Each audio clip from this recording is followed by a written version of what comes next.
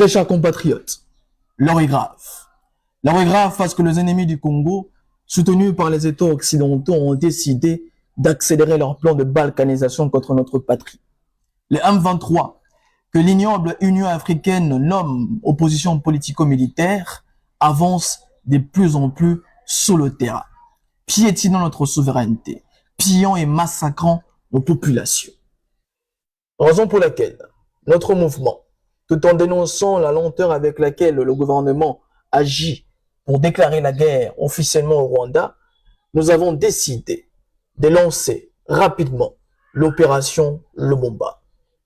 L'opération Lumumba consiste justement à faire l'impression sur tous les symboles et tous les intérêts économiques occidentaux se trouvant sous le sol congolais. À partir de demain, lundi, nous allons lancer des grandes mobilisations devant toutes les chancelleries occidentales qui ont décidé délibérément, volontairement soutenir Paul Kagame. Parce que nous savons tous que le Rwanda ne vaut rien sans le soutien des Américains, sans le soutien des Européens.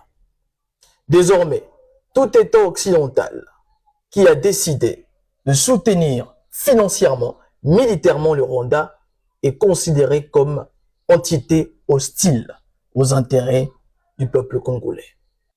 À travers cette opération, nous allons aussi mener de grandes mobilisations pour faire la pression sur le gouvernement congolais pour que finalement ces derniers puissent agir selon la volonté du peuple congolais. La volonté du peuple congolais est claire. Il faut déclarer officiellement la guerre au Rwanda de Paul Kagame.